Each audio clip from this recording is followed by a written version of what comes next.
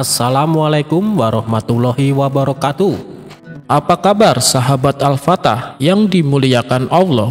Semoga kita dalam keadaan sehat, dilimpahkan rezekinya dan diberikan keberkahan dunia dan akhirat. Amin ya robbal alamin.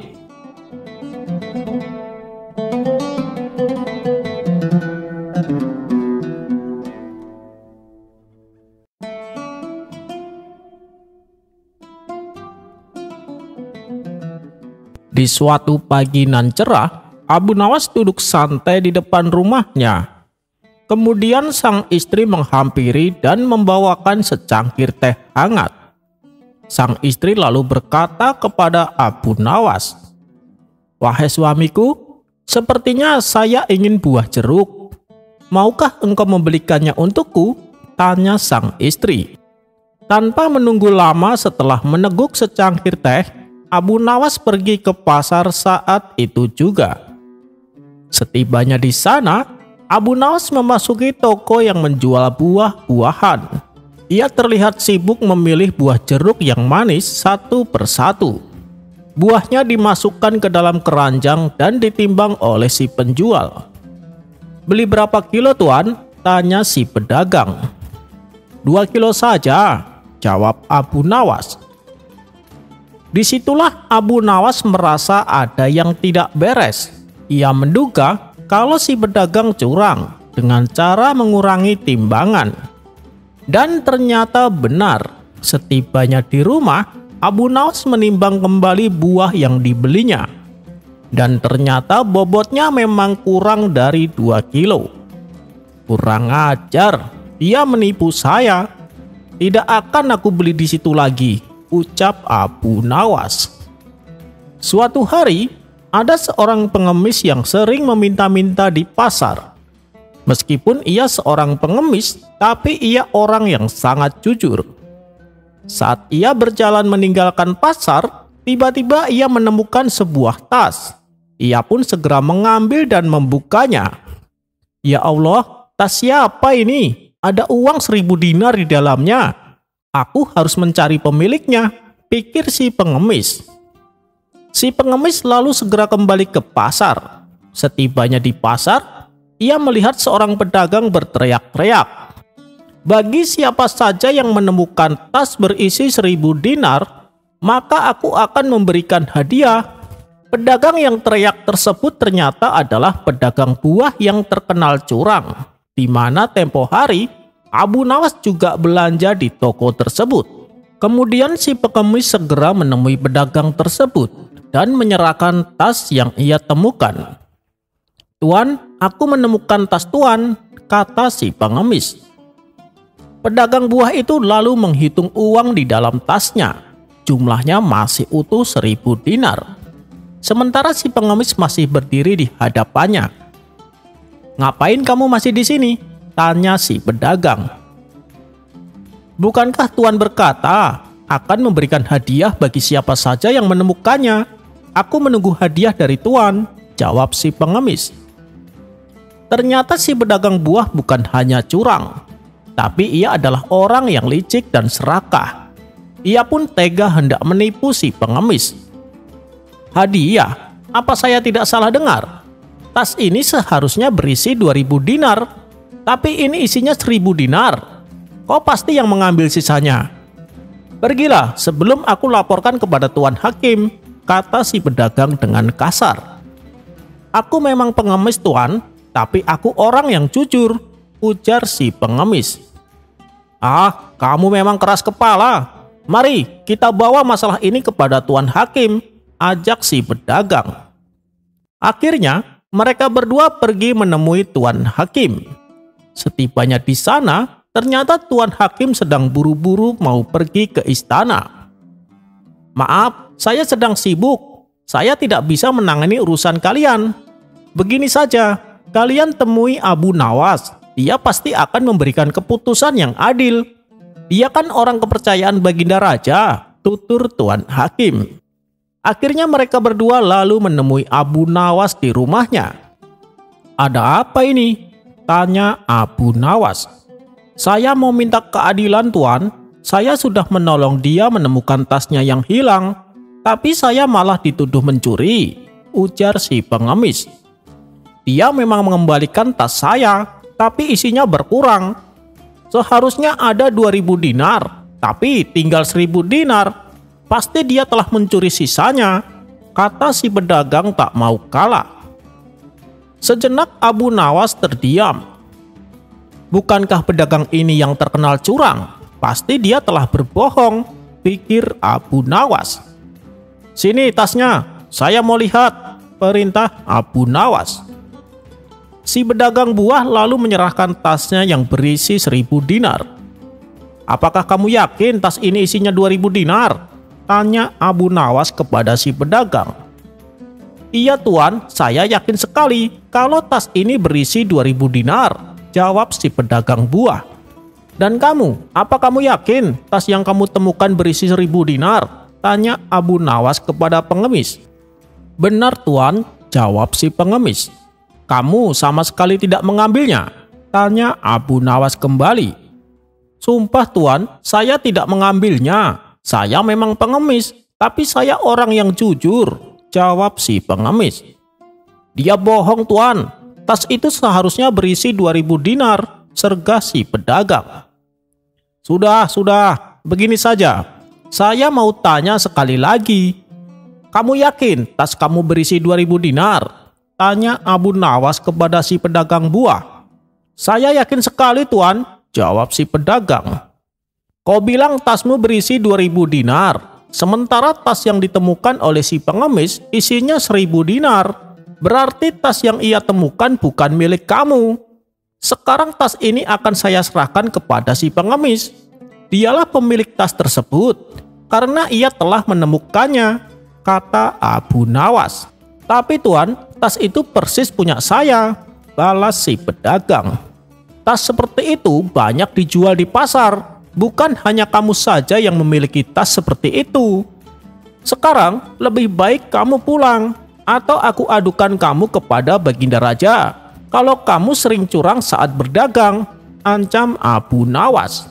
Mendengar itu si pedagang langsung pucat pasi.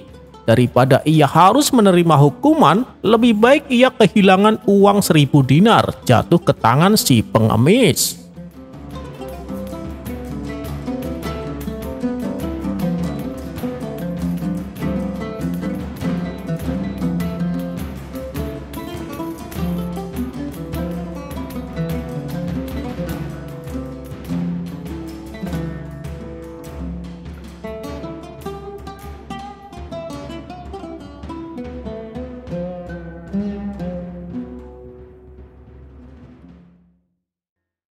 Meskipun antara Baginda Raja dan Abu Nawas seringkali saling mengerjai satu sama lain, namun di balik itu hubungan keduanya terjalin akrab.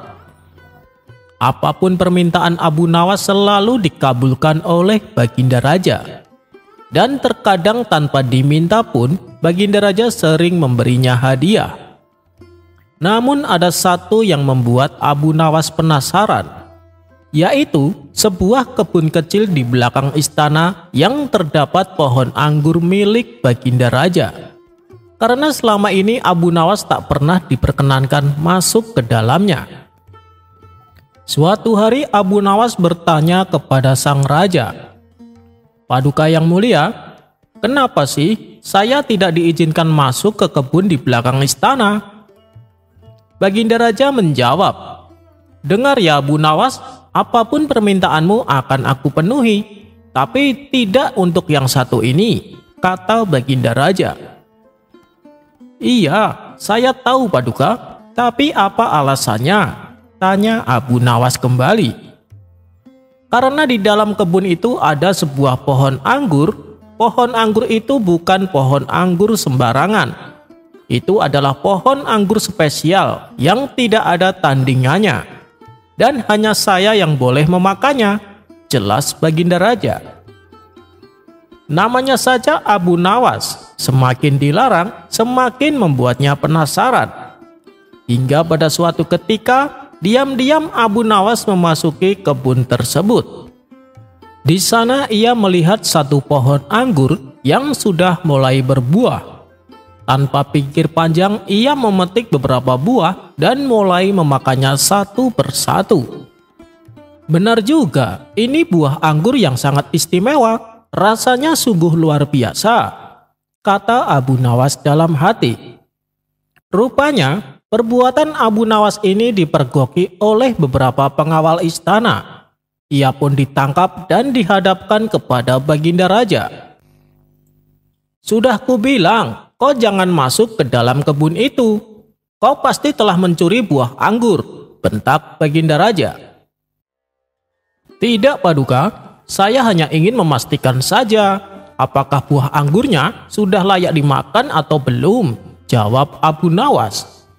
Melihat reaksi Abu Nawas yang kelihatan polos dan lugu, membuat Baginda Raja reda amarahnya. Karena walau bagaimanapun, Abu Nawas adalah satu-satunya orang yang bisa menghibur dirinya. Dan sudah sepantasnya bila Abu Nawas ikut merasakan lezatnya buah anggur tersebut. Baiklah Abu Nawas, kali ini kau kuampuni, tapi jangan kau ulangi perbuatanmu. Dan untuk menebus kesalahanmu, ada satu pertanyaan yang harus kau jawab dengan benar. Apabila salah, kau akan mendapat hukuman, tutur Baginda Raja. Saya siap menjawabnya, Paduka yang mulia, saut Abu Nawas. Kemudian Baginda Raja pun memulai pertanyaannya. Apa yang bisa dilihat orang lain, tapi saya tak bisa melihatnya? Dan apa yang tak bisa dilihat oleh orang lain, tapi saya bisa melihatnya? Tanpa pikir panjang, Abu Nawas langsung menjawabnya. Jawabannya adalah telinga. Orang lain bisa melihat telinga Paduka, tapi Paduka tidak bisa melihatnya. Dan Paduka bisa melihat semua telinga orang lain, sedang orang lain tersebut tak bisa melihatnya. Atas jawaban cerdik Abu Nawas ini, ia pun akhirnya lolos dari hukuman.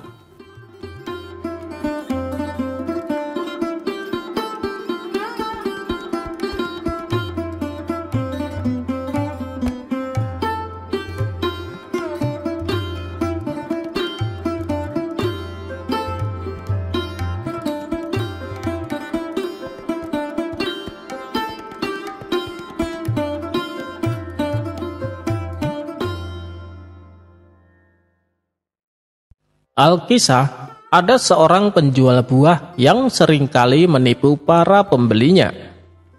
Namun ketika si pembeli komplain, penjual tersebut malah membentaknya dan menuduh si pembeli berbuat fitnah kepadanya. Perilaku si penjual buah ini membuat resah para warga. Mereka pun lalu mengadukan kepada Abu Nawas. Jadi berapa total kerugian yang kalian alami? Tanya Abu Nawas. Setelah satu persatu menyebutkan angkanya, ternyata jumlah totalnya 100 dinar. Baiklah, nanti dia akan aku beri pelajaran dan akan aku kembalikan uang kalian, kata Abu Nawas. Singkat cerita, pada keesokan harinya Abu Nawas membawa buah labu ke pasar. Saat melintas di depan si penjual buah, Abu Nawas langsung dipanggilnya. Hei Abu Nawas, kamu mau jual buah labu itu? Sini aku bayar, kebetulan persediaan buah labu saya sedang kehabisan, kata si penjual buah. Iya, tapi rasanya kamu tidak akan mampu membelinya deh, balas Abu Nawas. Merasa direndahkan oleh Abu Nawas, si penjual jadi jengkel. Sebutkan saja berapa harganya, tanya si penjual emosi. Harganya 100 dinar, jawab Abu Nawas. Gila, mana ada labu harganya begitu mahal, timpal si penjual. Tuh kan, sudah aku bilang, kamu tak akan mampu membelinya, saut Abu Nawas. Kau jangan menghina Abu Nawas, bukannya aku tidak mampu, tapi harganya yang tidak wajar, kata si penjual. Tidak wajar bagaimana? Ini bukan labu sembarangan. Siapa yang memiliki labu ini akan memberinya kekayaan yang tak terhingga, jelas Abu Nawas. Si penjual buah sejenak terdiam. Mana ada labu bisa memberikan kekayaan? Aku sama sekali tidak percaya, pikir si penjual buah. Tapi karena masih penasaran, ia pun bersedia membeli labu tersebut. Setelah si penjual pulang, ia memotong buah labunya menjadi 2 bagian. "Kurang ajar, ini cuma labu biasa.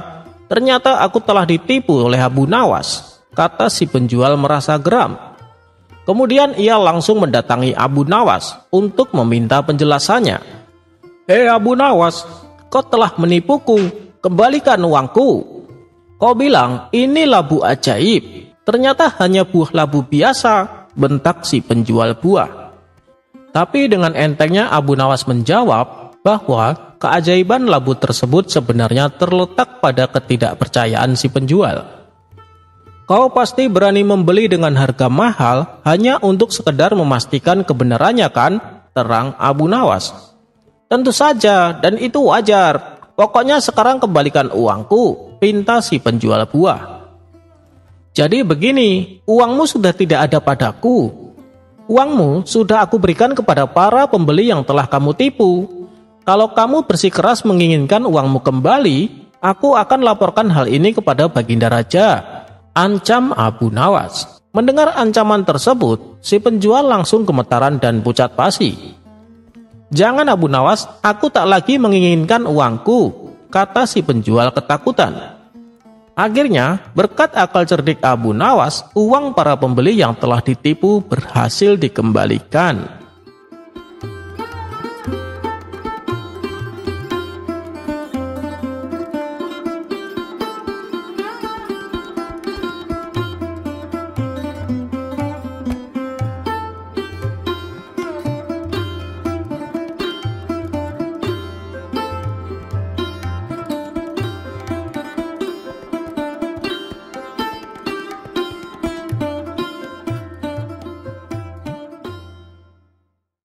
Siapa sih yang tak kenal dengan Abu Nawas? Sosok sufi jenaka yang punya sejuta akal. Meskipun berulang kali dijebak Baginda Raja, namun ia selalu bisa lolos, yang justru membuat malu Baginda Raja sendiri.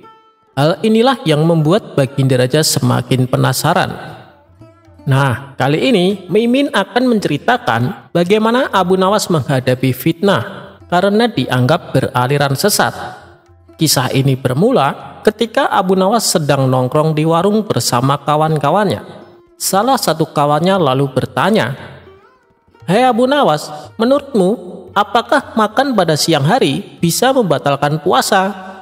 Abu Nawas pun menjawab, "Masa kayak gitu saja kalian tidak tahu? Tentu saja puasanya batal." "Oh, begitu ya. Begini Abu Nawas, kamu kan terkenal cerdik. Adakah makanan yang bila dimakan tidak membatalkan puasa?" tanya kawan lainnya. "Ada, yaitu makanan asli langsung dari surga. Kalian bebas memakannya sampai kenyang," jawab Abu Nawas. "Itu sih mustahil Abu Nawas, yang saya tanyakan makanan di dunia," timpal kawannya. "Tentu saja ada, yaitu ayam bakar dan sop kambing. Tapi ada syaratnya. Kalian memakannya saat dalam mimpi," balas Abu Nawas sambil tertawa. Seketika mereka semua tertawa terpingkal-pingkal. Rupanya saat Abu Nawas berkata demikian, terdengar oleh salah satu menteri istana yang kebetulan melintas di tempat tersebut. Ia pun segera melaporkan kepada Baginda Raja. "Paduka yang mulia, Abu Nawas telah berfatwa yang melanggar syariat Islam," kata sang menteri memberitahu. "Apa yang dia katakan?" tanya Baginda Raja. "Dia bilang makan saat siang hari di bulan puasa tidak membatalkan puasa," lapor sang menteri. "Waduh, kurang ajar Abu Nawas. Dia berani mempermainkan hukum agama," geram Baginda Raja. Ternyata sang menteri telah salah paham, karena yang ia dengar tidak seutuhnya. "Paduka yang mulia, saya punya cara untuk membuktikan kesesatan Abu Nawas. Dengan begitu, Paduka bisa langsung menghukumnya," kata sang menteri. "Oh ya, apa rencanamu?" tanya Baginda Raja. "Saya akan pura-pura mati dan suruh Abu Nawas untuk sholat jenazah. Biasanya, orang yang beraliran sesat, sholatnya pasti beda dengan ajaran Islam," ujar sang menteri. "Baik, saya setuju," saut Baginda Raja. Pada keesokan harinya, rencana pun disusun dengan matang. Lalu, dipanggillah Abu Nawas ke istana. Beberapa pengawal istana lalu mendatangi rumahnya. "Tuan Abu, Anda diperintah datang ke istana," kata salah satu pengawal. "Ada kepentingan apa?" tanya Abu Nawas. "Tuan Menteri meninggal dan Tuan Abu disuruh datang untuk menyolatkan," jawab si pengawal. "Meninggal? Kalau tidak salah, kemarin saya lihat dia melintas di depan warung. Saat itu, saya sedang mengobrol dengan kawan-kawanku. Jadi saya tidak terlalu menghiraukannya. Ajal manusia memang tidak ada yang tahu," ujar Abu Nawas. "Benar Tuan Abu, saya sendiri juga heran. Padahal kemarin saya lihat dia melaporkan Tuan Abu kepada Baginda Raja karena dianggap beraliran sesat. Tapi sehari setelah itu dia ternyata meninggal," timpal si pengawal. "Sesat? Sesat bagaimana maksudnya?" tanya Abu Nawas bingung. "Tuan Menteri bilang kalau Tuan Abu menghalalkan makan di siang hari saat bulan puasa," kata si pengawal memberitahu. "Oh, begitu. Ya sudahlah, orangnya juga sudah mati. Ayo kita ke sana sekarang," ajak Abu Nawas. Singkat cerita, sampailah Abu Nawas ke istana. Ketika ia memasuki aula kerajaan, terlihat sosok jenazah di dalam keranda. Tapi yang membuat Abu Nawas curiga, kenapa kerabat keluarga sang menteri tidak ada yang hadir, terutama istri dan anak-anaknya. Kemudian Baginda Raja menyuruh Abu Nawas untuk segera mensolati jenazah sang menteri. "Mari Paduka, kita sholat sama-sama," ajak Abu Nawas. "Kamu saja Abu Nawas, aku sudah mensolatinya tadi," tolak Baginda Raja. Ini tidak seperti biasanya. Padahal setiap kali ada pejabat istana yang meninggal, Baginda Raja pasti sholat jenazah bersamaku, kata Abu Nawas dalam hati. Hal ini membuatnya semakin bertambah curiga. Pasti ada sesuatu yang tidak beres, pikir Abu Nawas. Akhirnya Abu Nawas pun sholat jenazah sendirian. Dan tiba-tiba saat ia sholat jenazah, Abu Nawas menambahkan ruku dan sujud. Setelah selesai menjalankan sholat jenazah, Baginda Raja pun kemudian berkata, "Hei Abu Nawas, kenapa kau menambahi ruku dan sujud? Itu menyalahi aturan agama." Dengan entengnya Abu Nawas membalas, "Saya tahu Paduka, tapi dosa menteri ini sangat banyak. Dosanya tidak akan terampuni kalau cara sholat jenazahnya biasa saja.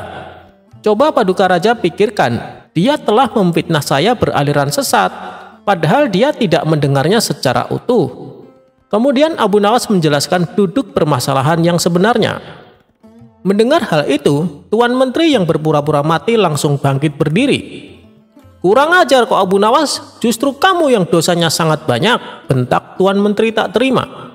"Lihatlah Paduka, jenazahnya hidup kembali," teriak Abu Nawas sambil berlari berpura-pura ketakutan. Sementara Baginda Raja spontan tertawa terpingkal-pingkal dengan ulah Abu Nawas itu.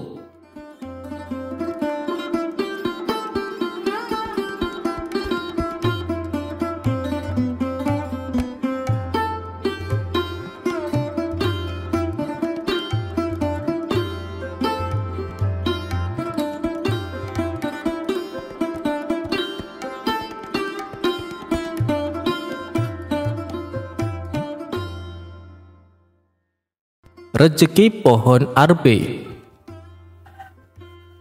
Suatu ketika, Abu Nawas berjalan-jalan menuju kebunnya yang cukup luas. Abu Nawas menanam berbagai macam tanaman, buah, dan sayur-sayuran di kebunnya itu. Abu Nawas kemudian menyusuri tiap petak kebunnya dengan melewati berbagai macam tanaman sambil juga mengamati buah-buahan segar yang tampaknya sudah siap untuk dipanen. Abu Nawas merasa sangat bersyukur atas apa yang telah Allah Subhanahu wa Ta'ala berikan kepadanya. Hari itu, matahari bersinar cukup terik. Hal itu membuat Abu Nawas sangat lelah dan memilih berteduh di bawah sebatang pohon arbe miliknya, sambil menyantap bekal makanan yang sudah disiapkan sang istri. Setelah menyantap hidangan dari bekal itu, Abu Nawas kemudian berniat beristirahat sejenak sembari membaringkan badannya dan memperhatikan setiap detil pohon arbe yang rindang itu. Ia mengamati mulai dari daun, ranting, dan juga buahnya yang lebat bergelantungan. Abu Nawas yang masih memperhatikan detail pohon arbe tersebut, tiba-tiba saja terlintas sebuah di pikirannya. Kemudian dalam hatinya bergumam, "Aku itu heran, kenapa pohon arbe yang sebesar itu hanya memiliki buah yang sangat kecil saja. Padahal pohon labu yang kecil, merambat dan mudah patah saja bisa menghasilkan buah yang sangat besar," gumam Abu Nawas dalam hati. Tidak berselang lama, tiba-tiba saja datang angin kecil yang meniup pohon arbe milik Abu Nawas. Ranting pohon arbe pun ikut bergerak-gerak dan juga saling bergesekan.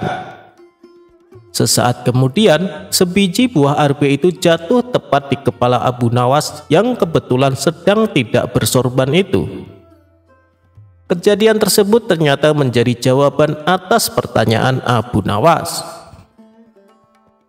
"Oh, ternyata seperti itu jawabannya," gumam Abu Nawas. Abu Nawas merasa beruntung karena di siang itu ia hanya kejatuhan buah arbe saat sedang beristirahat. Bagaimana jadinya jika saat itu dirinya beristirahat di bawah pohon labu dan kejatuhan buahnya?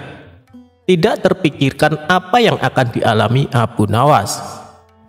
Allah Subhanahu wa Ta'ala telah menciptakan setiap makhluknya dilengkapi dengan kekurangan dan kelebihan masing-masing, di mana semua itu berjalan sesuai dengan fungsinya masing-masing.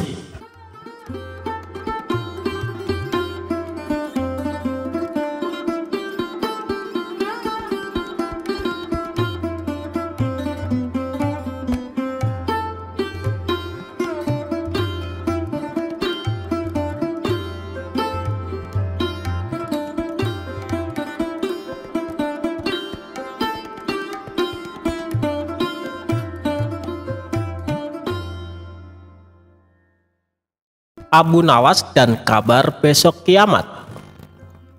Diceritakan, Abu Nawas memiliki hewan peliharaan. Di samping memiliki keledai sebagai tunggangannya, ia juga memelihara seekor kambing yang sangat gemuk dan besar. Tak pernah terlintas di benak Abu Nawas untuk menyembelihnya. Ia lebih menyukai kambingnya sebagai hewan peliharaan. Pada suatu hari, kawan-kawan Abu Nawas datang berkunjung ke rumahnya.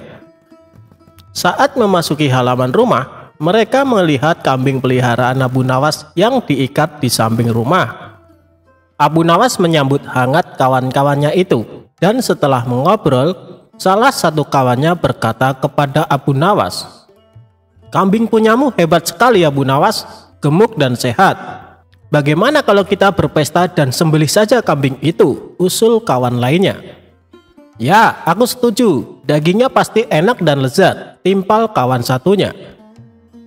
Mendengar perkataan teman-temannya, Abu Nawas mencoba mengelak. "Kambingku itu tidak terlalu gemuk, belum begitu besar," kata Abu Nawas beralasan. Bagaimanapun, Abu Nawas sangat menyayangi kambingnya. Ia tidak sampai hati kalau sampai disembelih. "Hei Abu Nawas, apa kamu tidak dengar kabar kalau besok akan kiamat? Kambingmu juga tidak akan bertambah gemuk," kata teman-temannya.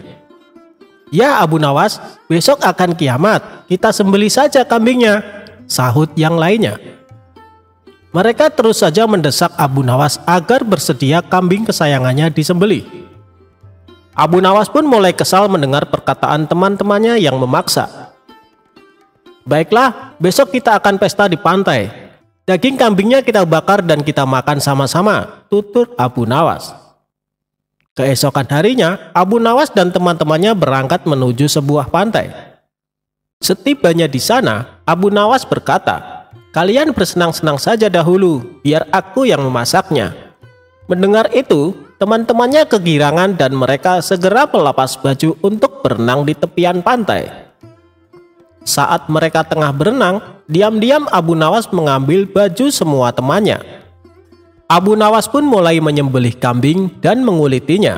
Lalu ia membakar semua baju temannya untuk memanggang daging kambing tersebut. Selesai berenang, teman-temannya kebingungan mencari baju. "Hei Abu Nawas, kamu melihat baju kami tidak?" tanya temannya. "Oh iya, tadi aku waktu kesini lupa membawa kayu bakar. Sebagai gantinya, aku bakar baju kalian untuk memanggang daging kambing ini," ujar Abu Nawas. "Kamu gila ya Abu Nawas? Masa kami pulang dalam keadaan telanjang?" ucap mereka. "Percayalah padaku, kalian sudah tidak akan membutuhkan baju, karena kata kalian hari ini akan kiamat bukan?" timpal Abu Nawas. Teman-temannya hanya bisa bengong mendengar jawaban Abu Nawas. Mereka tak mungkin memarahi Abu Nawas, karena yang dilakukan Abu Nawas akibat perkataan mereka sendiri. Setelah selesai makan, mereka terpaksa pulang tanpa memakai baju. Dan di sepanjang perjalanan, mereka ditertawakan oleh para warga yang melihatnya.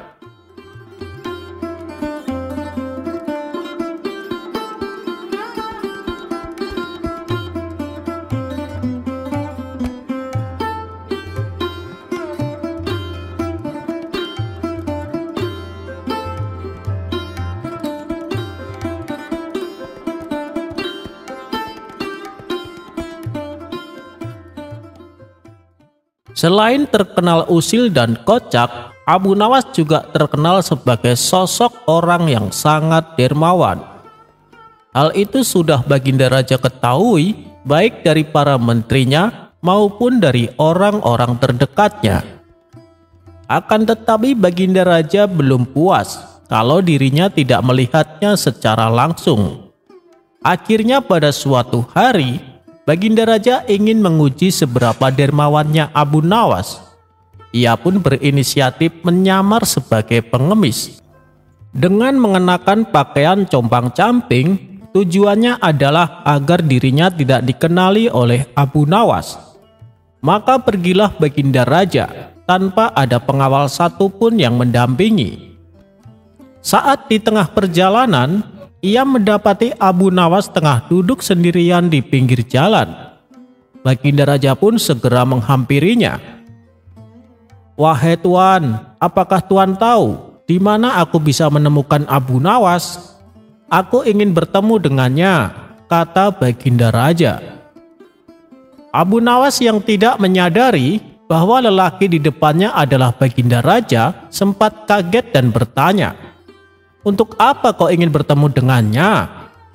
Baginda Raja menjawab, "Aku ingin meminta sedekah padanya." Sementara Abu Nawas hanya terdiam. Ia terus mengamati dengan seksama sosok lelaki pengemis di hadapannya. "Minta sedekah tapi pilih-pilih orang. Apa maksudnya?" pikir Abu Nawas. Tak berapa lama kemudian, Abu Nawas menyadari bahwa lelaki di depannya adalah rajanya sendiri. Penyamaran Baginda Raja akhirnya justru dimanfaatkan Abu Nawas untuk mengerjainya. "Oh, jadi kamu ingin bertemu dengan Abu Nawas? Aku bisa mengantarkanmu padanya. Dia adalah seorang yang terhormat. Kamu tidak bisa menjumpainya di sini. Namun jika kamu beruntung, aku bisa membantumu menemukannya," ucap Abu Nawas. "Oh ya? Bagaimana aku bisa menemukannya?" tanya Baginda Raja. "Kamu bisa menemukannya di dekat istana. Katanya sih dia sering berkumpul di sana. Dia sering dimintai pendapatnya oleh Baginda Raja," jawab Abu Nawas. "Lalu bagaimana aku bisa mengenalinya?" tanya Baginda Raja. "Kamu tidak perlu khawatir tentang itu. Ketika kamu berdiri di dekatnya, dia pasti akan tahu siapa kamu. Dan satu hal lagi, kamu jangan meminta sedekah kepadanya," kata Abu Nawas. "Loh, memangnya kenapa? Apakah dia pelit?" tanya Baginda Raja. Bukan pelit. Karena orang yang meminta lebih kaya darinya, jadi dia tidak akan memberimu sedekah," jawab Abu Nawas. "Kalau begitu sia-sia aku mencari Abu Nawas," ujar Baginda Raja berpura-pura. "Bukan sia-sia. Tapi mana ada sih raja mengemis kepada rakyatnya dengan cara seperti ini? Carilah cara yang lebih bermartabat. Seketika Baginda Raja tersadar bahwa penyamarannya telah terbongkar. Ia pun langsung pergi meninggalkan Abu Nawas.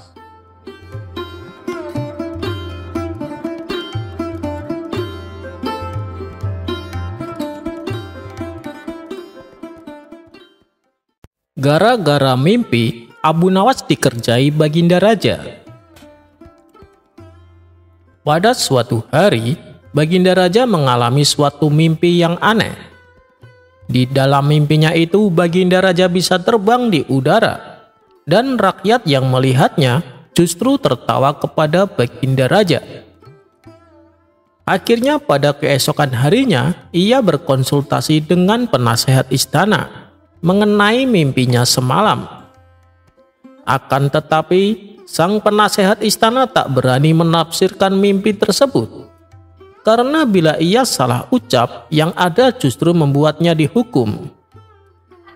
Lebih baik Paduka tanyakan saja kepada Abu Nawas.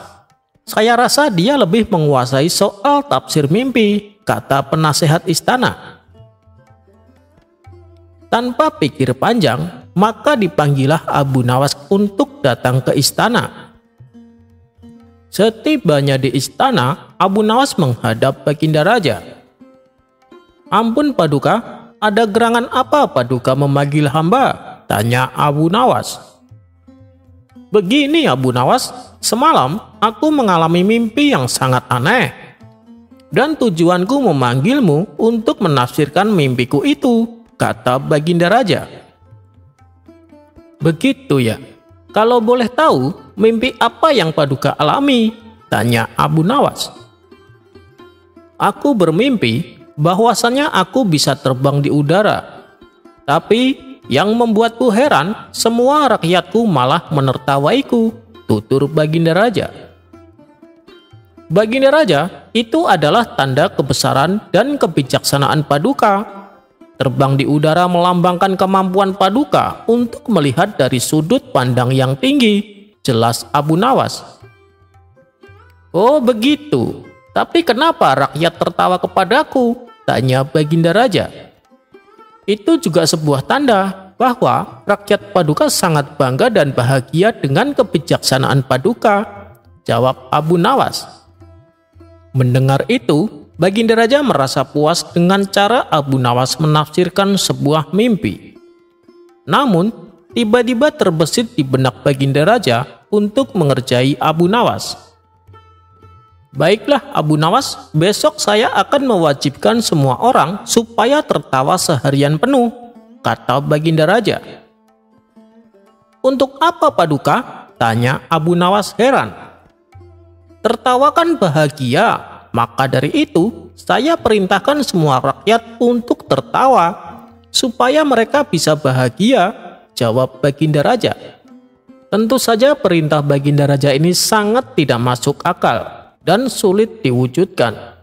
Mungkin perintah tersebut justru akan membebani seluruh rakyat Baghdad. Dalam hati Abu Nawas berkata, jika dibiarkan, kasihan orang-orang. Aku harus mencari cara supaya Paduka mengurungkan niatnya, pikir Abu Nawas. Tapi Paduka, agar orang-orang bisa tertawa seharian, Paduka harus bisa terbang seperti yang terjadi di dalam mimpi Paduka, terang Abu Nawas. Nah, itu adalah tugasmu. Buatlah aku supaya bisa terbang, perintah Baginda Raja. Lagi-lagi perkataan Abu Nawas jadi bumerang bagi dirinya. Niatnya menolong orang-orang, malah ia sendiri yang kena sial. Ampun Paduka, untuk bisa terbang, Paduka harus punya sayap, ujar Abu Nawas. Kalau begitu buatkan aku sayap. Tapi awas, kalau sampai tidak bisa membuatku terbang, kau akan saya hukum, ancam Baginda Raja. Abu Nawas sedikit gemetar. Waduh, perintah macam apa lagi ini? Mana mungkin aku bisa membuatnya, gerutu Abu Nawas. Begini Paduka, sayap tersebut tidak bisa dibuat, melainkan harus tumbuh dari badan Paduka, kata Abu Nawas menjelaskan. Oh begitu ya, Sekarang buatlah tubuhku supaya tumbuh sayap, titah Baginda Raja." Perintah tersebut sangat membuat Abu Nawas kebingungan. Ia hampir pasrah dan memilih untuk dihukum saja. Tapi namanya saja Abu Nawas. Dalam keadaan terpojok, ia menemukan sebuah solusi. "Apa Paduka yakin ingin tubuhnya tumbuh sayap? Tapi ada syaratnya Paduka," tutur Abu Nawas. "Tentu saja aku yakin.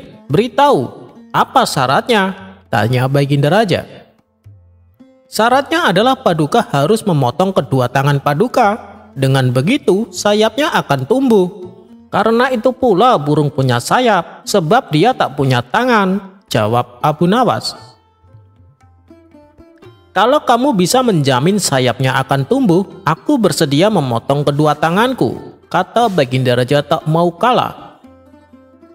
"Kalau sampai dipotong beneran, bisa-bisa aku dihukum mati, dikarenakan tak bisa mewujudkan apa yang saya janjikan," pikir Abu Nawas. Tapi Abu Nawas tak kehilangan akal. Ia pun lantas berkata, "Jangan khawatir Paduka, sayapnya akan tumbuh dalam tempo 1 tahun.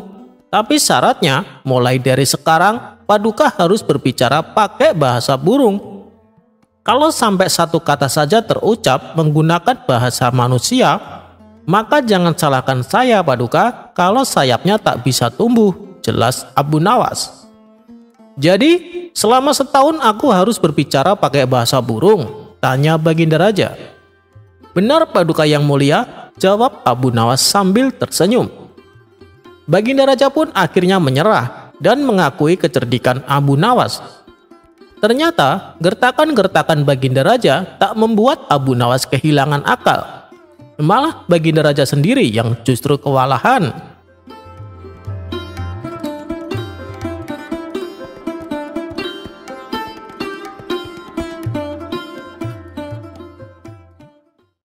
Diceritakan, di sebelah rumah Abu Nawas ada seorang tetangga yang selalu tampak bernasib sial.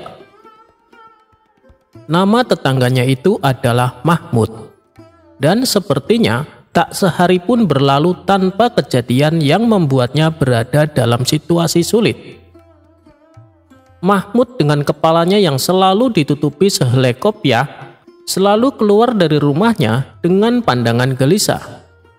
Orang-orang di kampung pun mulai mendengar berbagai kisah tentang kesialan Mahmud. Beberapa mengatakan bahwa dia sering kehilangan barang berharganya, sedangkan yang lain menyebutkan bahwa rencananya selalu berakhir dengan kegagalan.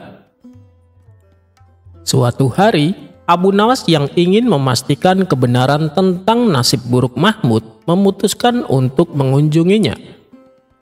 Ketika bertemu dengan Mahmud, Abu Nawas lalu bertanya, "Hei Mahmud, apa yang sebenarnya terjadi denganmu? Aku sering mendengar bahwa kamu selalu bernasib sial."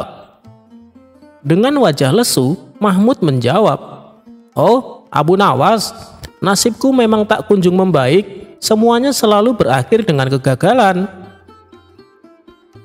Abu Nawas berkata lagi, "Mungkin ada sesuatu yang bisa aku lakukan untuk membantumu. Ceritakan padaku kejadian terbaru yang membuatmu merasa bernasib sial." "Baru-baru ini aku memutuskan untuk mencari pekerjaan baru. Namun di hari pertama kerja aku malah salah jalan dan tersesat di ujung kota. Akhirnya aku terlambat dan kehilangan pekerjaan itu," ujar si Mahmud. Mendengar itu, sambil menggeleng-gelengkan kepalanya, Abu Nawas memutuskan untuk membantu Mahmud mengubah nasibnya. Bagaimana kalau kita mencoba sesuatu yang berbeda? Ayo buat rencana yang baik dan aku akan membantu melalui setiap langkahnya, ajak Abu Nawas. Setelah berpikir sejenak, Mahmud setuju untuk mencobanya. Abu Nawas kemudian mengajak Mahmud membuat rencana yang matang untuk mencari pekerjaan baru. Selang beberapa minggu, Mahmud melamar pekerjaan baru dengan rencana yang telah mereka persiapkan bersama. Kali ini segalanya berjalan dengan lancar. Mahmud tidak lagi tersesat di ujung kota. dan ia pun tiba tepat waktu di hari pertama kerja. "Lihat Mahmud, rencana kita berhasil bukan? Kegagalan itu hanya keberuntungan yang belum ditemukan," ucap Abu Nawas. Mahmud dengan senyum di wajahnya merasa beruntung memiliki tetangga seperti Abu Nawas yang membantunya mengubah nasibnya.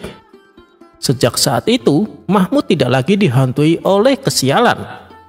Abu Nawas dengan kebijaksanaannya telah membantu tetangganya menemukan jalan menuju keberhasilan.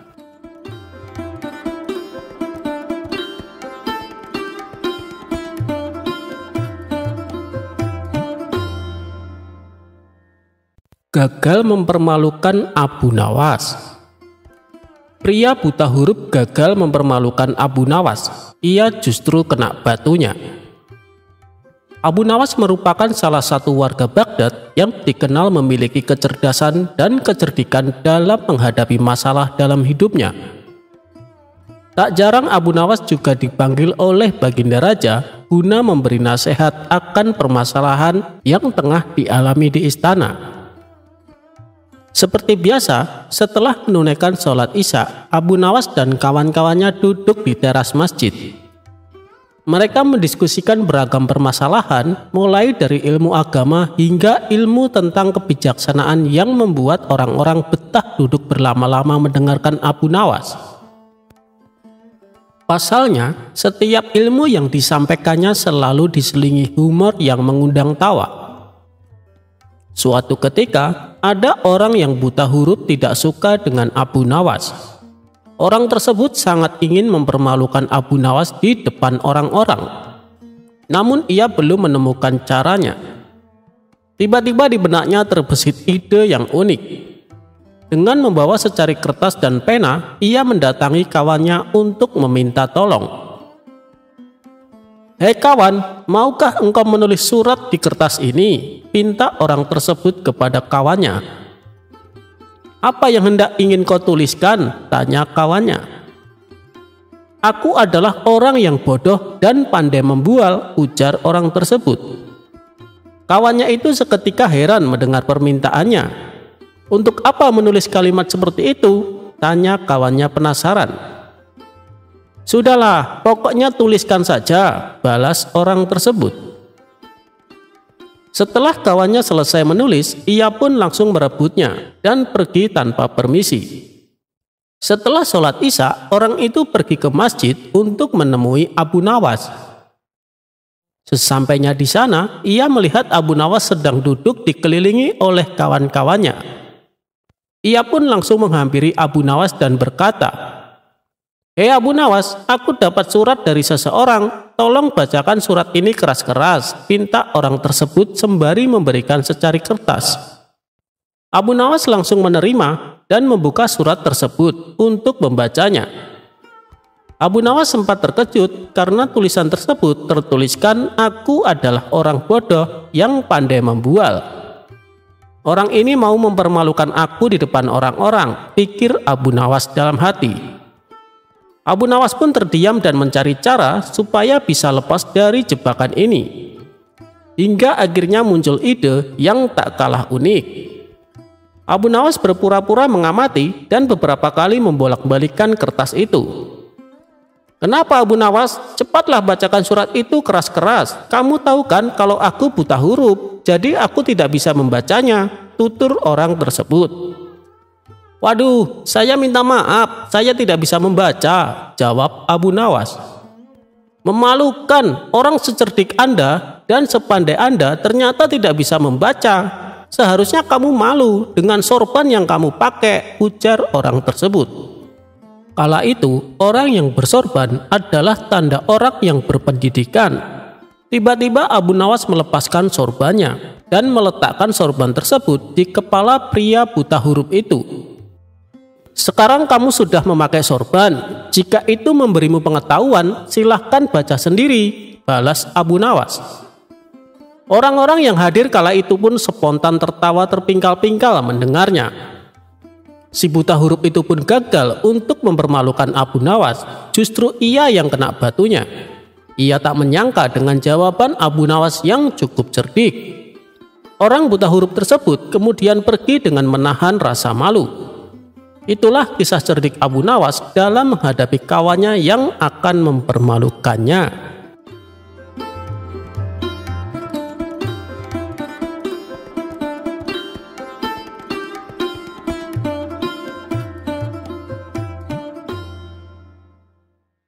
Kecerdikan Abu Nawas menangkap pencuri burung.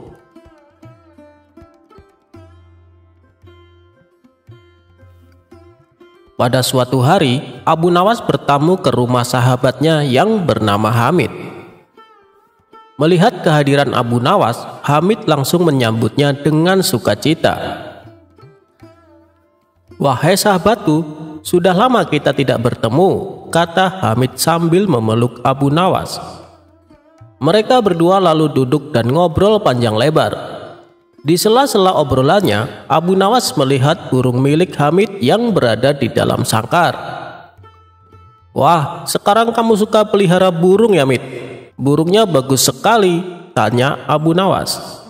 "Ya Abu, sekedar untuk mengusir kejenuhan. Sudah banyak yang menawar dengan harga tinggi, tapi tidak aku berikan," jawab Hamid. "Loh, kenapa? Kan kamu dapat untung besar," tanya Abu Nawas heran. "Saya sendiri suka dengan burung itu, Abu Nawas. Sayang kalau sampai dijual," balas Hamid. Setelah waktu menjelang sore, Abu Nawas pun pamit pulang kepada sahabatnya. "Jangan sungkan-sungkan, seringlah main ke sini ya, Abu Nawas," ucap si Hamid. "Insya Allah sahabatku," balas Abu Nawas. Beberapa hari kemudian, burung si Hamid hilang dicuri. Hal itu membuat Hamid sedih. Ia bertanya kepada orang-orang, tapi tidak ada satupun yang mengetahuinya. Kemudian Hamid membuat sayembara. Barang siapa yang bisa menunjukkan pencuri burungnya akan diberi imbalan hadiah uang yang banyak. Lagi-lagi usahanya ini menemui jalan buntu, sebab tidak ada satu orang pun yang bisa membantunya. Solusi terakhir yang ia tempuh adalah dengan meminta bantuan sahabatnya.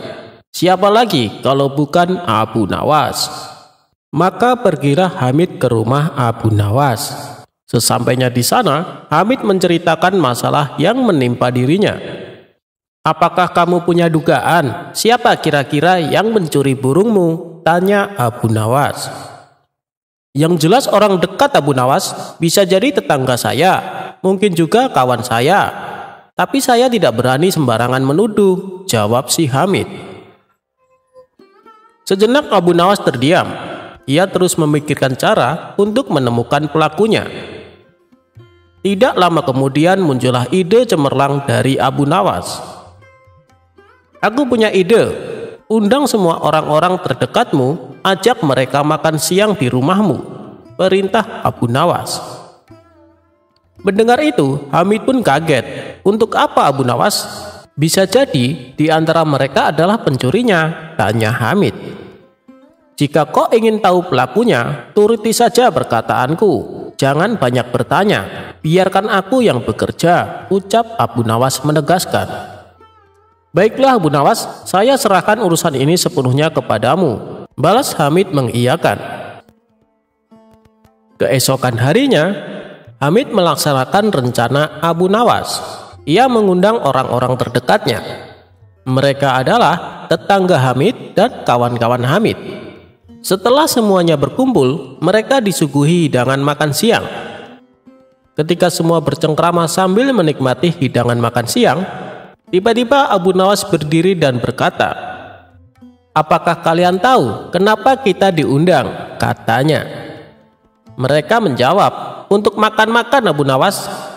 "Ya, selain itu, dalam rangka apa sebenarnya kita diundang?" Abu Nawas kembali bertanya.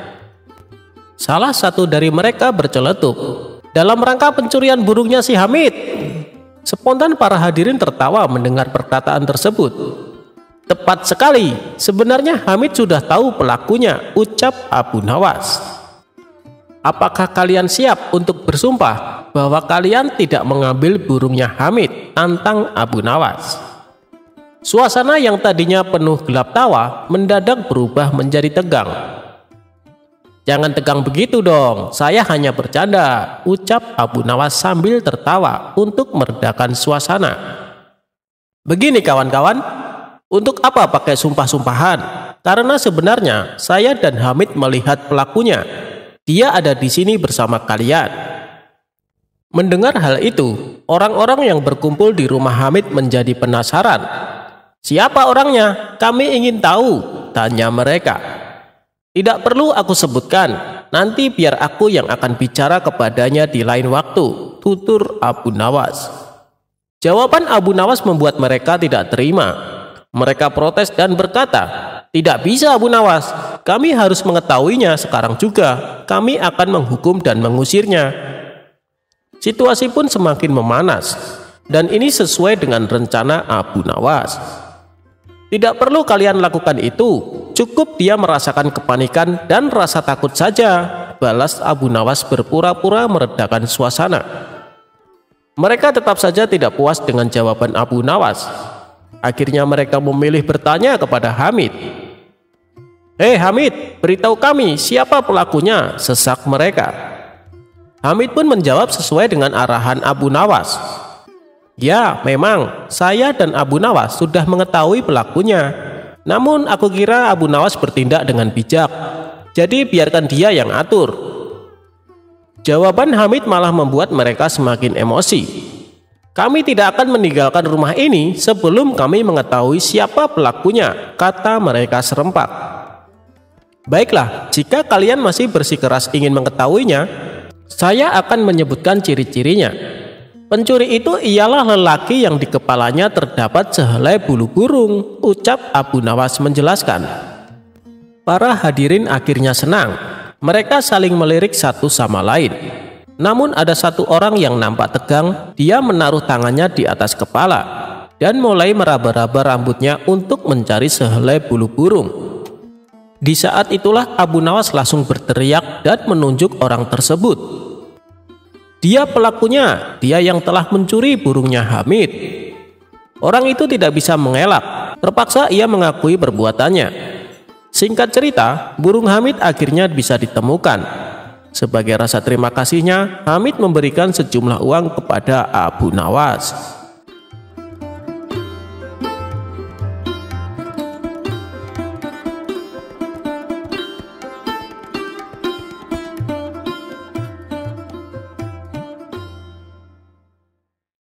Dikisahkan, ada saudagar yang sangat dermawan.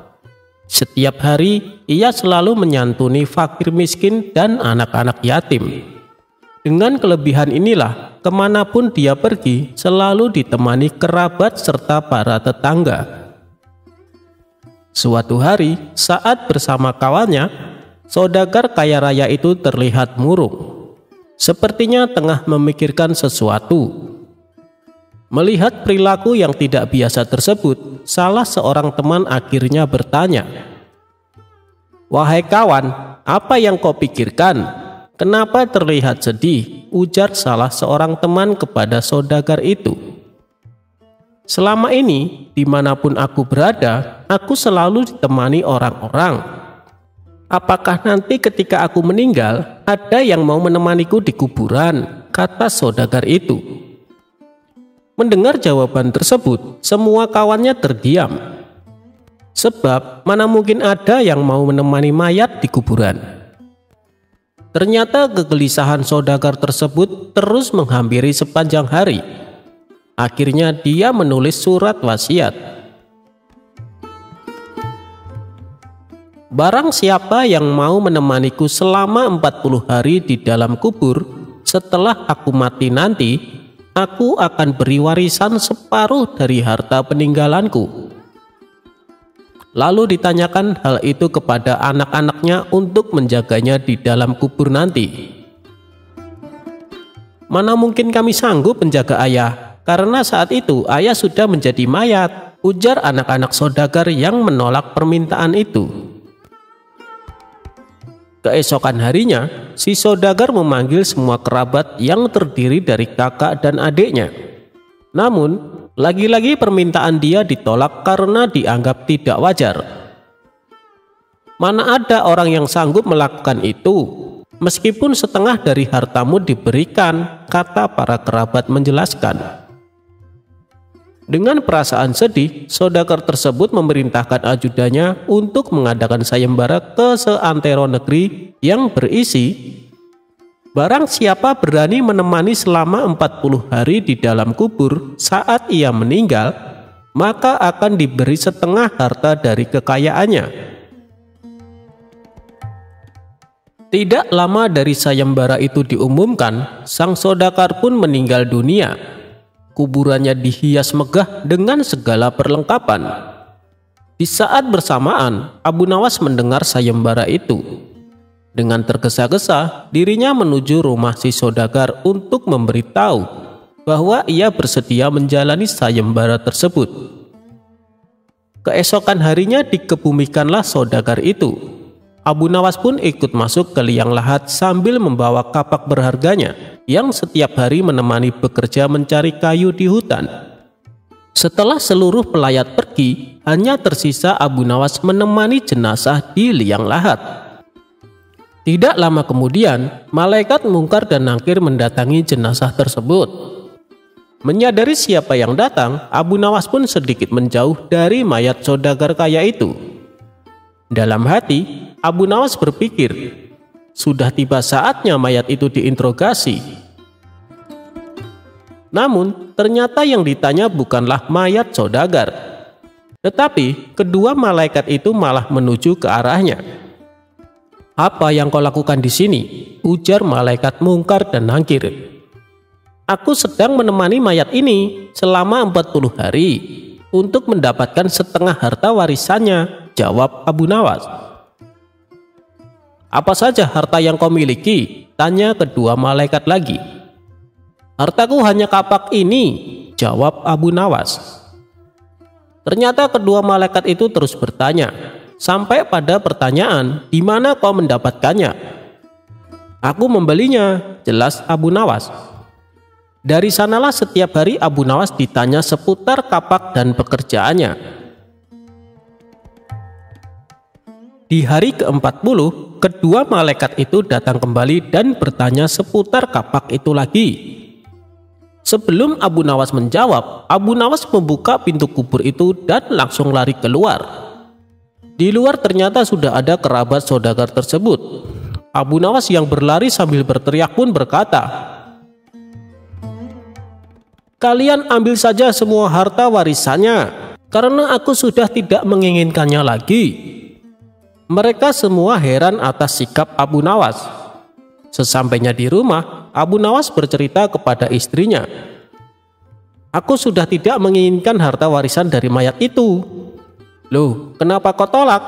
Padahal kau sudah menyelesaikan tugas dan itu menjadi hakmu," ujar sang istri.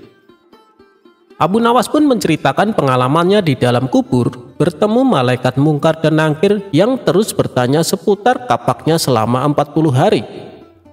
Padahal itu harta satu-satunya. Bagaimana kalau dia memiliki harta banyak?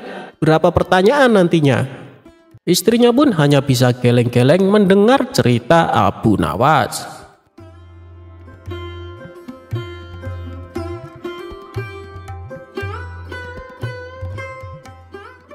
Abu Nawas bikin utusan Baginda Raja tak bisa buang air besar.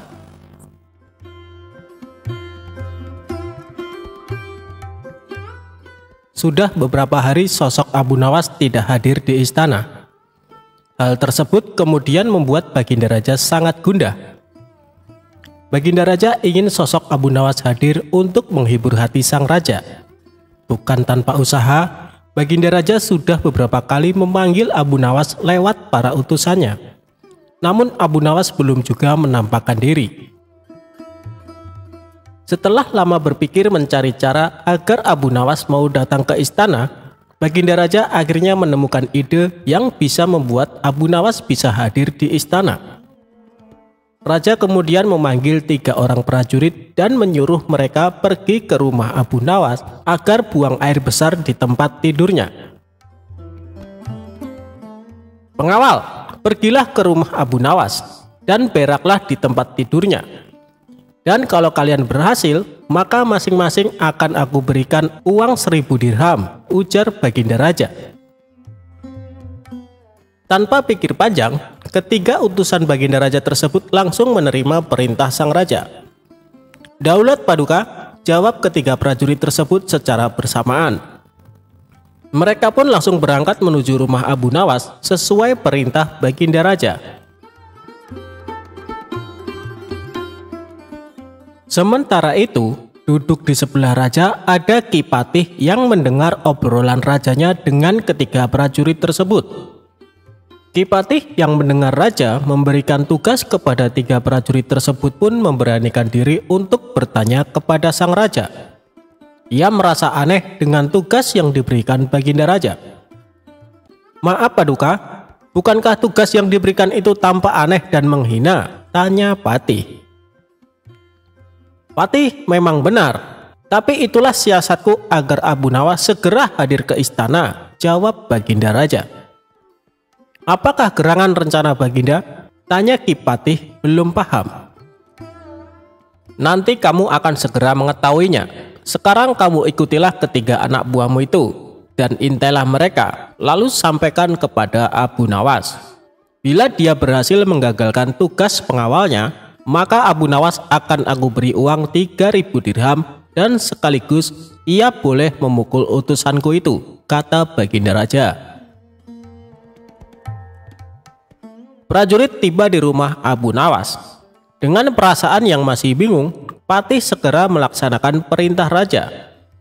Dia segera berkemas dan menuju ke rumah Abu Nawas. Para prajurit Baginda Raja yang sudah berangkat lebih dulu akhirnya tiba di rumah Abu Nawas. Tanpa basa-basi, ketiganya langsung mengetuk pintu rumah Abu Nawas. Tak lama setelah itu, Abu Nawas pun membukakan pintu dan bertemu ketiga utusan Baginda Raja. "Kami diutus oleh Baginda Raja untuk buang air besar di tempat tidurmu. Karena ini perintah Raja, kamu tidak boleh menolak," kata salah satu prajurit. "Saya sama sekali tidak keberatan. Silahkan saja kalau kalian mampu melaksanakan perintah Raja," jawab Abu Nawas dengan santai. "Betul?" tanya prajurit Raja memastikan.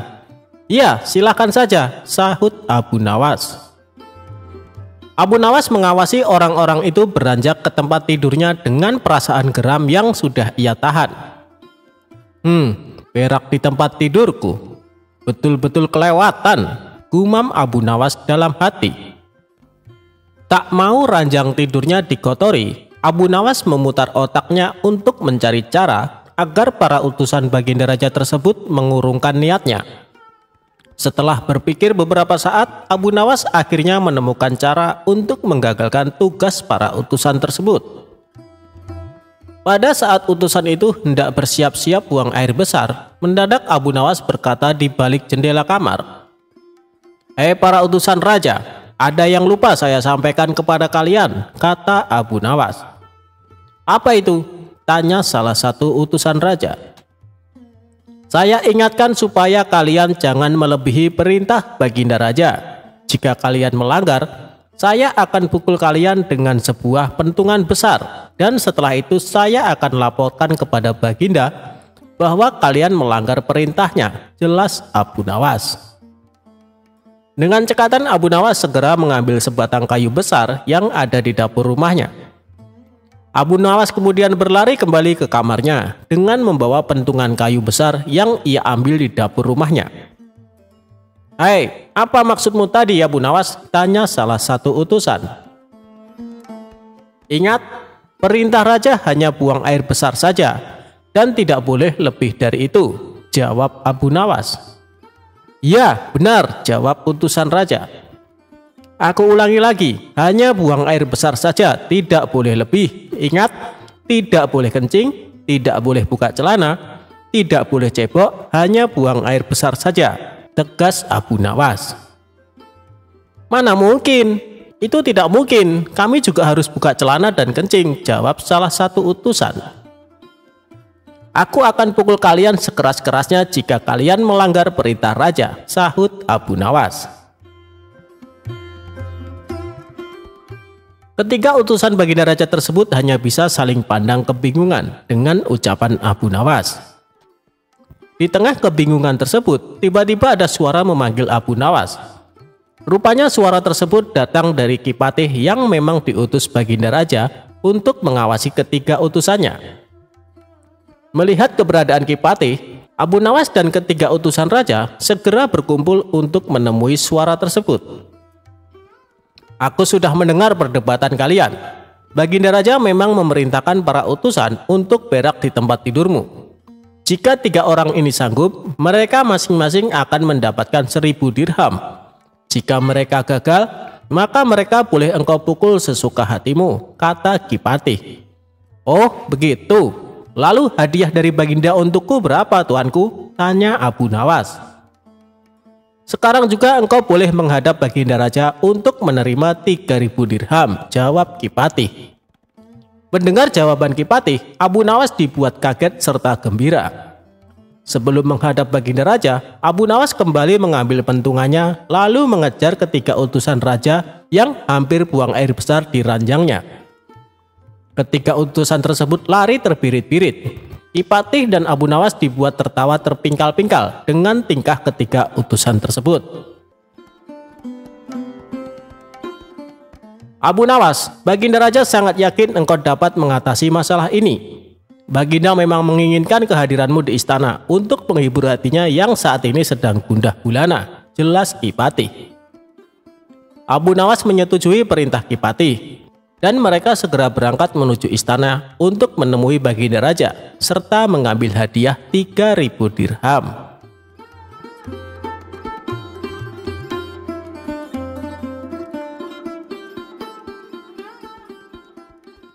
Abu Jahal pukuli para sufi supaya berubah jadi emas.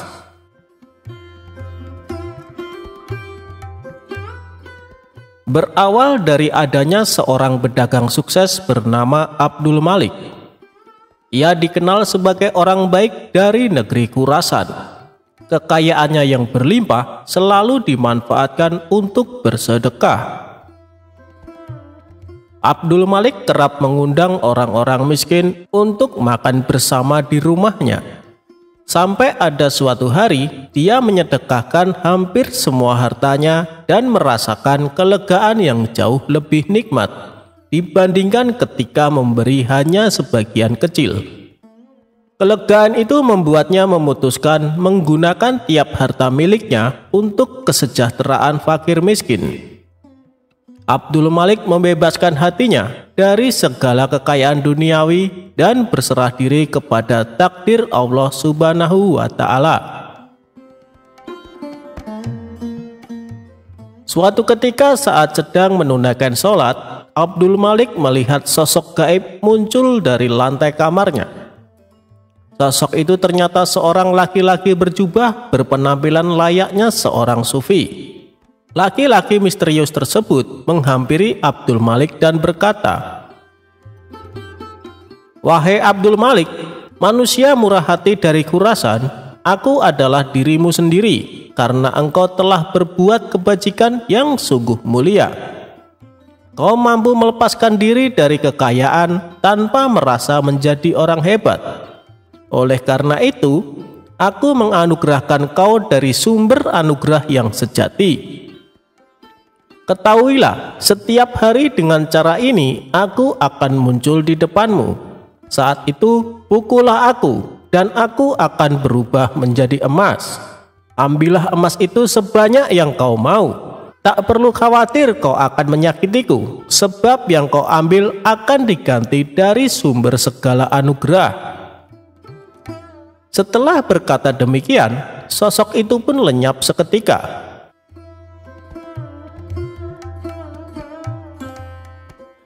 Keesokan harinya, Abdul Malik kedatangan tamu seorang kawan bernama Abu Jahal.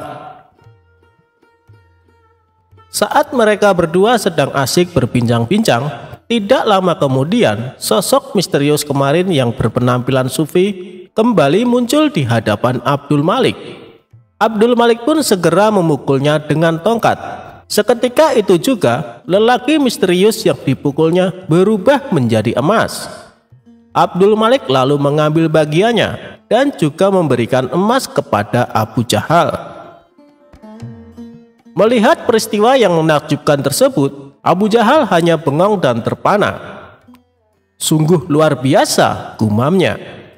Tanpa mengerti kejadian sebelumnya, Abu Jahal mulai berpikir, alangkah gembiranya jika bisa melakukan hal serupa. Abu Jahal mengetahui bahwa kaum sufi rata-rata punya kekuatan tertentu. Ia pun menyimpulkan hanya perlu memukul mereka untuk mendapatkan emas. Maka terbesitlah di benak Abu Jahal sebuah ide konyol.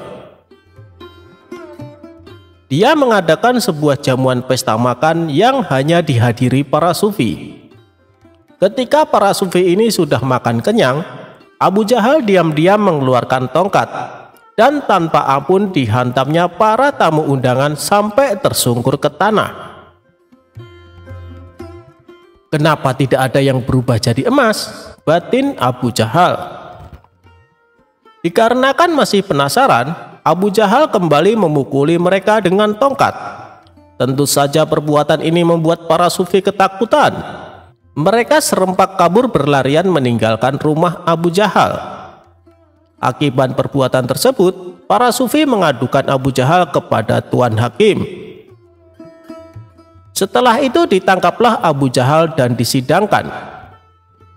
Di hadapan Tuan Hakim, Abu Jahal beralasan bahwa perbuatannya ini semata-mata ingin meniru Abdul Malik. Pasalnya, dia pernah melihat Abdul Malik memukul seorang sufi, dan seketika itu juga orang yang dipukul berubah menjadi emas. Mendengar pengakuan Abu Jahal yang tidak masuk akal, Tuan Hakim kembali bertanya, "Apa kau yakin dengan yang kau lihat, Abu Jahal?" "Hamba yakin sekali, Tuan Hakim. Kalau tidak percaya, panggil saja Abdul Malik kemari," jawab Abu Jahal. Maka dipanggillah Abdul Malik ke pengadilan untuk dimintai keterangan. Dalam perjalanan ke pengadilan, sosok sufi misterius yang bisa berubah jadi emas membisikkan kepada Abdul Malik apa yang harus dikatakan. "Wahai Tuan Abdul Malik, apa benar yang dikatakan Tuan Abu Jahal?" tanya Tuan Hakim. "Menurut saya Abu Jahal sudah tidak waras, Tuan Hakim. Bisa saja dia sedang berusaha menutup-nutupi hobinya menyiksa orang tanpa alasan," ujar Abdul Malik. "Memang hamba mengenalnya, Tuan Hakim, tetapi yang ia ceritakan tentang kejadian di rumah hamba tidak lebih dari akal-akalan belaka," imbuhnya. Abu Jahal sempat membantah dan memprotes perkataan Abdul Malik. Ia juga menunjukkan barang bukti berupa emas yang didapat dari Abdul Malik. Abu Jahal, Abdul Malik itu saudagar kaya, tentu punya banyak emas," balas Tuan Hakim. Dikarenakan tidak punya bukti dan yang diceritakan tidak masuk akal, akhirnya Abu Jahal dihukum penjara. Sementara Abdul Malik masih melakukan rutinitas seperti biasa, memberikan sedekah uang dan makanan kepada fakir miskin setiap harinya.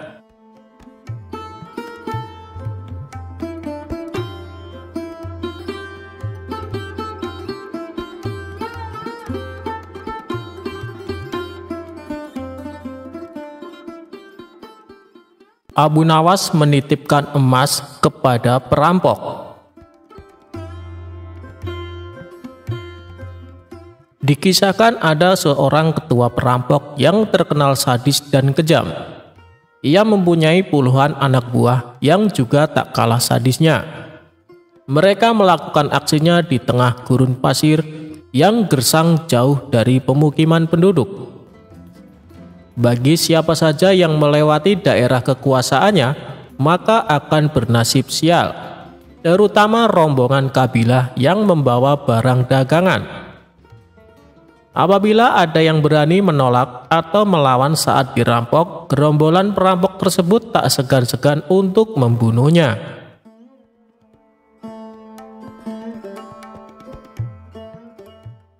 Suatu ketika, Tuan Hamid berencana pergi ke negeri seberang untuk membawakan pesanan sebuah perhiasan emas.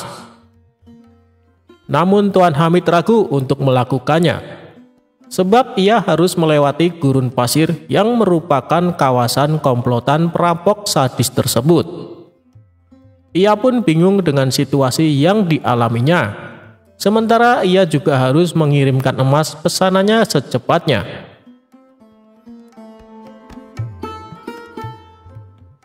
Setelah merenung agak lama, terlintas di benaknya sosok Abu Nawas.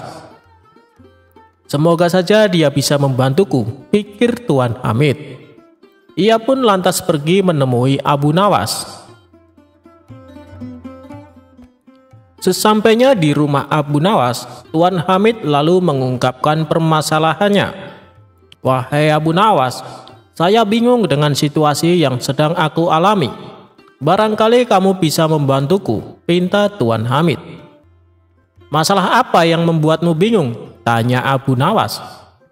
"Begini Abu Nawas, besok aku harus mengirimkan perhiasan emas ke negeri seberang.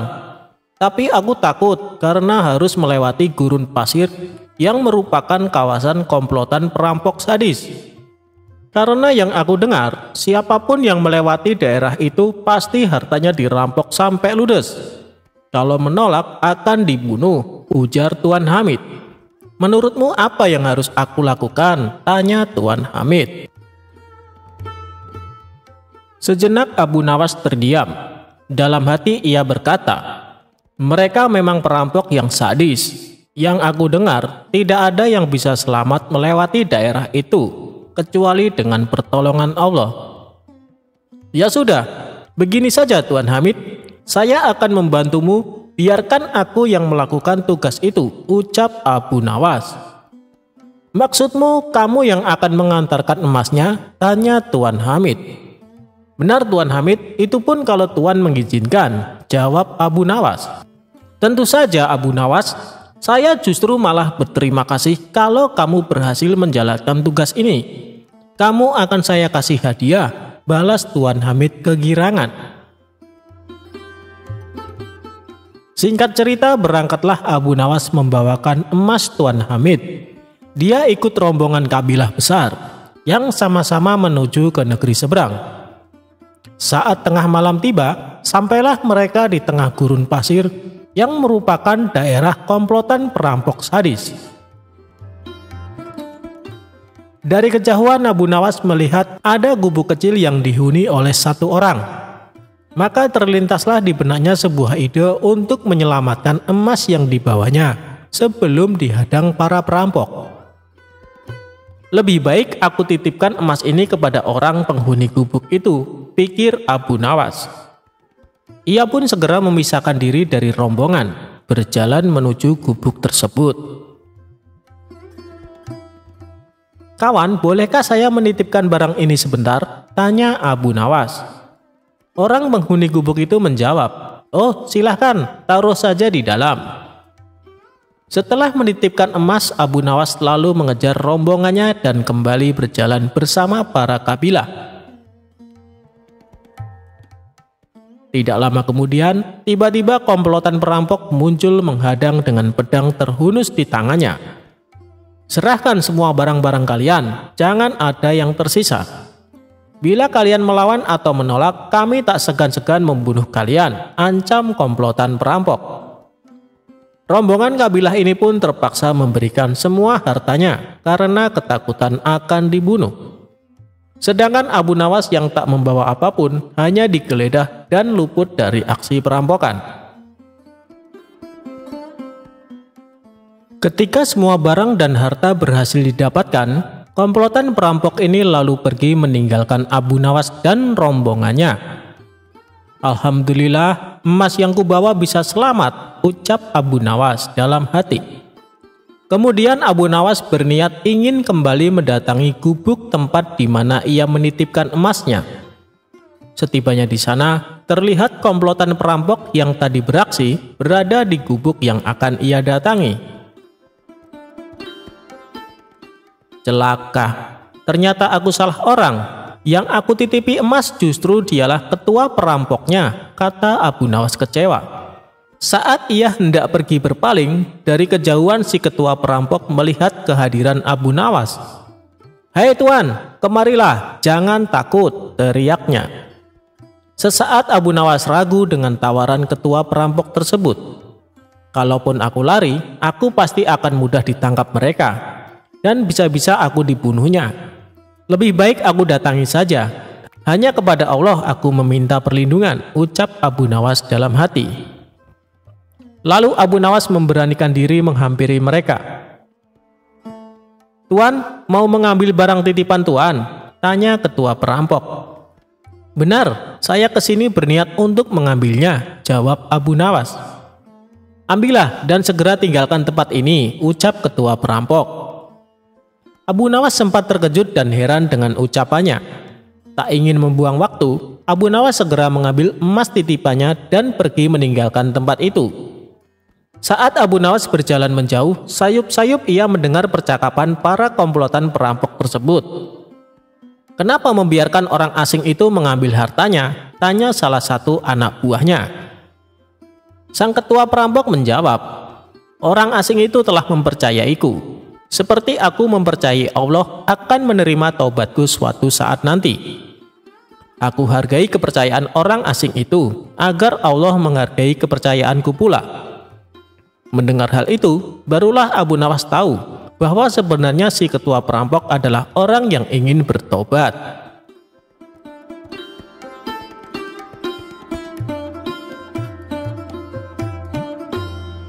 Alasan air laut rasanya asin. Suatu hari Baginda Raja merasa suntuk. Dia ingin keluar istana untuk menghilangkan rasa jenuhnya. Dia juga tidak ingin sendirian jalan-jalan. Karenanya, Raja meminta pengawalnya memanggil Abu Nawas. Singkat cerita, Abu Nawas dan Baginda Raja memulai perjalanannya. Saat dalam perjalanan, Abu Nawas selalu bercerita yang membuat Baginda Raja terhibur. Ketika melintasi di tepi pantai, mereka berdua berhenti sejenak untuk beristirahat. Baginda Raja lalu membasuh muka dan tangannya dengan air laut. Langsung terbesit dalam benaknya akan sebuah pertanyaan. "Abu Nawas, menurutmu kenapa air laut itu asin?" tanya Baginda Raja. Mendengar pertanyaan dari rajanya, Abu Nawas pun menjawab, "Karena air laut tidak mengalir kemana-mana Paduka, ia senantiasa di tempatnya. Nah, untuk mencegah air laut itu tidak busuk, para leluhur kita dulu memberinya garam. Itulah sebab air laut menjadi asin," jawab Abu Nawas. Mendengar penjelasan itu, Baginda Raja tertawa terpingkal-pingkal. Perjalanan mereka berdua pun akhirnya dilanjutkan. Tidak beberapa lama dari kejauhan, mereka berdua melihat sebuah benda berkilauan. "Benda apa itu Abu Nawas? Ayo kita ke sana," ajak Baginda Raja. Abu Nawas bergegas melangkah mendahului Baginda Raja. Setelah benda itu diambil oleh Abu Nawas, ternyata hanya sebuah cermin. Abu Nawas pun segera membuangnya. Melihat hal itu, Baginda Raja terkejut. "Kenapa dibuang Abu Nawas? Memangnya itu benda apa?" tanya Baginda Raja. "Benda yang sangat jelek Paduka, wajar saja kalau si pemilik membuangnya," jawab Abu Nawas. "Tapi benda itu terlihat berkilau dari jauh," ujar Baginda Raja. "Kalau Paduka tidak percaya, ambil saja sendiri," balas Abu Nawas. Karena penasaran, Baginda Raja segera memungut benda itu. Setelah diamati, ternyata itu hanyalah sebuah cermin. Baginda Raja lalu berkata, "Ini kan cermin Abu Nawas, kenapa kau bilang kalau benda ini sangat jelek?" tanya Baginda Raja. "Coba perhatikan baik-baik, pasti Paduka akan menemukan kejelekannya," ujar Abu Nawas. Baginda Raja kembali mengamati cermin tersebut. Di situ Baginda Raja tidak menemukan kejelekan. Yang ada hanya wajahnya sendiri di dalam cermin. "Nah, itu sudah tampak jeleknya. Ayo, lekas dibuang saja bendanya Paduka," ucap Abu Nawas. Baginda Raja mulai memahami ucapan Abu Nawas. "Kurang ajar kamu Abu Nawas," balasnya sambil tertawa.